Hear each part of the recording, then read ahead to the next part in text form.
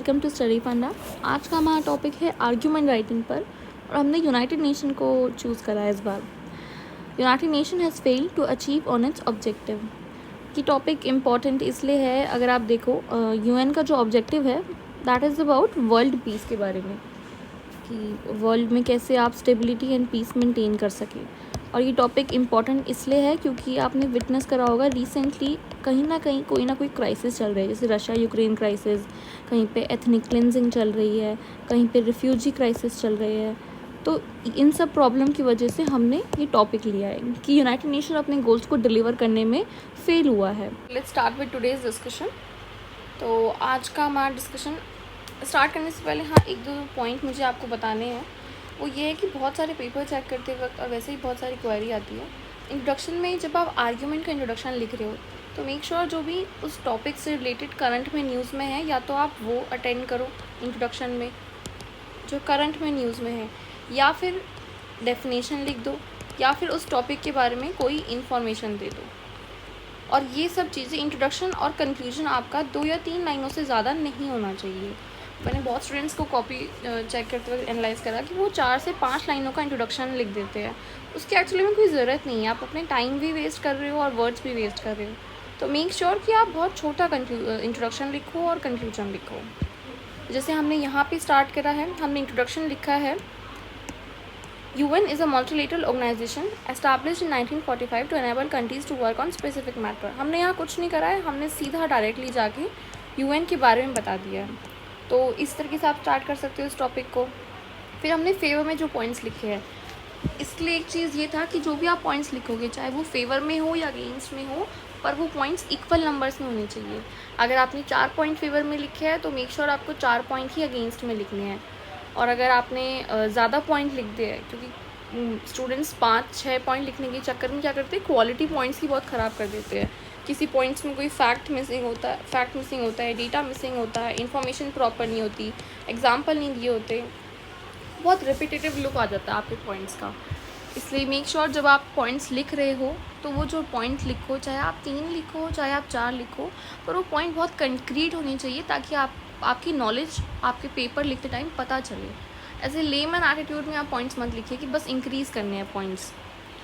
तो स्टार्ट करते हैं हमारा फेवर के पॉइंट्स से। पहले सबसे पहला पॉइंट हमने लिखा है, United Nation is not successful in preventing military confrontation. देखिए ये पॉइंट तो बहुत सबसे इम्पॉर्टेंट, ना को बताया जो भी सबसे इम्पॉर्टेंट पॉइंट है वो सबसे पहले आएगा। तो ये सबसे इम्पॉर्टेंट पॉइंट है कि मिलिट्री कन्फ्रंट्रेशन को प्रिवेंट करने में यूनाइटेड नेशन सक्सेसफुल नहीं हो पाया है।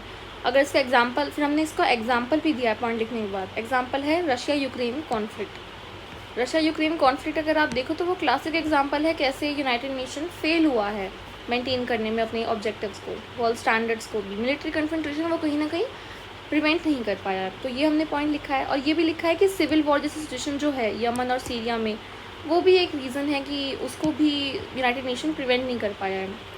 Also United Nation is not able to counter ethnic cleansing in Palestine, Cambodia, Sudan and depicts that it has failed in its agenda. तो हमने पहला पॉइंट लिखा है कि मिलिट्री कन्फ्रंट्रेशन को प्रिवेंट नहीं कर पाया है, ना सिविल वॉर को प्रिवेंट कर पाया है, ना एथनिक क्लिनजिंग को कर पाया है। तो आप कैसे कह सकते हैं कि United nation successful multilateral institution है। और लास्ट में हमने एग्जाम्पल दिया है। कोई भी आप पॉइंट लिखते हो, बहुत बार मैंने बोला है, इनकम्प्लीट एटीट्यूड से मत लिखो। उस पॉइंट को लिख रहे हो तो साथ में कोई डेटा ऐड करो, कोई फैक्ट ऐड करो, या फिर कोई अपना एग्जाम्पल ऐड करो।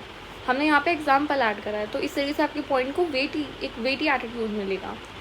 सेकंड पॉइंट हमने लिखा है, the rising refugee crisis and humanitarian crisis depicts inability of United Nation to control the crisis.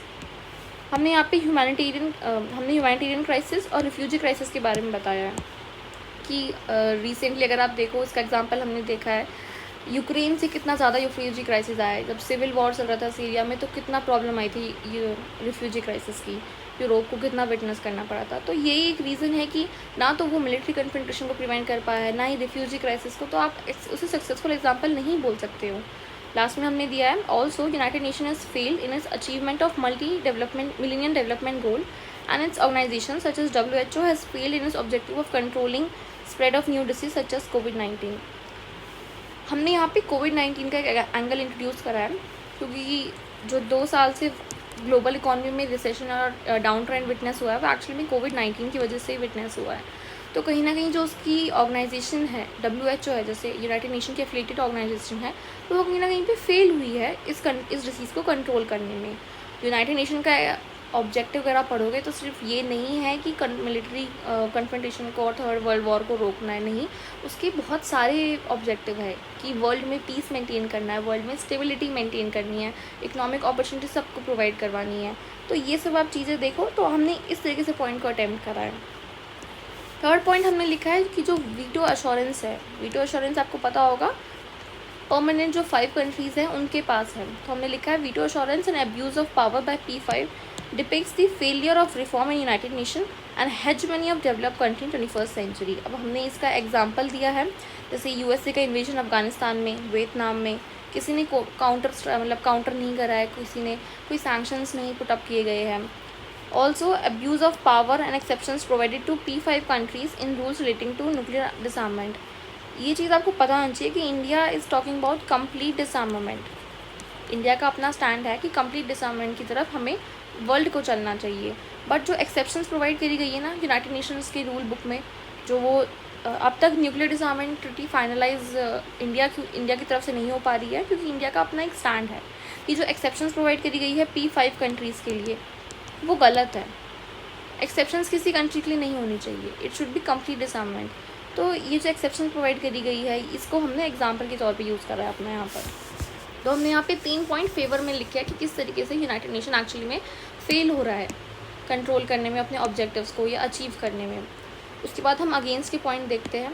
हमने सबसे पहला पॉइंट लिखा है यूनाइटेड नेशन अगेंस्ट का मतलब है कि we are going against the statement that no United Nation has actually achieve its objective. तो हमने ये पॉइंट हमने लिखा है उस स्टेटमेंट को सपोर्ट करते हुए।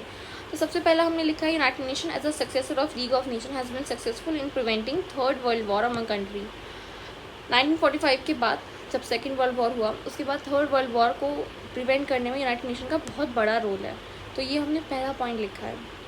सेकेंड पॉइंट हमने लिखा है कि ह्यूमैनिटेरियन असिस्टेंस प्रोवाइड कर रहा है यूनाइटेड नेशंस अपनी एफिलिएटेड एजेंसीज़ के थ्रू बहुत बड़े लेवल पे। अगर आप देखो अफ्रीका में, वेस्ट एशिया में, और एड भी प्रोवाइड करवाता है अपने पीस कीपिंग मिशंस के थ्रू। तो आप कैसे कह सकते हो कि यूनाइटेड नेशन फेल हो रहा है? ऐसा भी हो सकता है यूनाइटेड नेशन अगर नहीं होता तो हालात इससे भी ज़्यादा बुरे हो सकते थे, पर ये कहना गलत है कि वो कम्प्लीटली फेल हुआ है। तो हमने लिखा है थर्ड वर्ल्ड वॉर नहीं हो पाया है, थर्ड वर्ल्ड वॉर को प्रिवेंट करा है, ह्यूमैनिटेरियन असिस्टेंस प्रोवाइड करा है अफ्रीका, वेस्ट एशिया में, पीस कीपिंग मिशन है इसका हमें एग्जाम्पल एक दिया है दारफुर रीजन में सूडान के, to protect people civil right. Third point हमने लिखा है कि जो हमने क्योंकि कोविड-19 की बात करी थी, तो हमने यहाँ पे थर्ड पॉइंट में भी एक डिसीज़ के बारे में बात करी है कि कुछ डिसीज़ ऐसी जैसे स्मॉल पॉक्स है, बहुत डेडली वायरस है। अगर आप देखो तो वो एक्चुअली में इरेडिकेट हो चुका है। तो वो एफर्ट्स थे, वो वर्ल्ड कंट्रीज़ के एफर्ट थे, यूनाइटेड नेशन, WHO, सभी एफिलिएटेड एजेंसी के ही एफर्ट्स थे कि इतनी डेडली डिसीज़ को हम एक्चुअली में इरेडिकेट कर पाए हैं। तो ये पॉइंट इंपॉर्टेंट है। और दूसरा, हम सारी कंट्रीज़ को एक कॉमन प्लेटफॉर्म पे लेकर आए for climate change negotiation. Climate change आज के टाइम पे बहुत बड़ी न्यूज़ है, तो अगर हम सारी कंट्रीज़ को एक कॉमन प्लेटफॉर्म पे लेकर आ रहे हैं तो वो भी यूनाइटेड नेशन की अचीवमेंट ही है, उसका फेलियर नहीं है। तो इस तरीके से हमने लिखकर अपने ऐसे को अपने आर्ग्यूमेंट को हमने कंक्लूड करा है। लास्ट में जब आप कंक्लूजन लिखोगे तो आपको बहुत ही सटल सा एक लाइन का कंक्लूजन लिखना है। हमने इसमें कंक्लूजन दिया है कि United Nation is the most important multilateral institution, needed set of reform to make it more relevant as per the need of 21st century. ये तो आपने बहुत बार सुना होगा कि यूनाइटेड नेशन में रिफॉर्म्स की ज़रूरत है, क्योंकि जो अनइक्वल रिप्रेजेंटेशन है डेवलप्ड और डेवलपिंग कंट्री का, उसको कहीं ना कहीं 21st सेंचुरी के हिसाब से बैलेंस करने की ज़रूरत है। तो हमने वही लिखा है कि जो रेलेवेंट रिफॉर्म की ज़रूरत है, अब हमें यूनाइटेड नेशन में वो करनी चाहिए। हमने कोई स्टैंड नहीं लिया है, ना ही फेवर में ना ही अगेंस्ट में, बस हमने रिफॉर्म लिख के अपने आर्ग्यूमेंट को कंक्लूड कर दिया है। So that's how you going to attempt your argument. I hope आप सबको समझ आया होगा। That's all for today. All the best everyone. Thank you.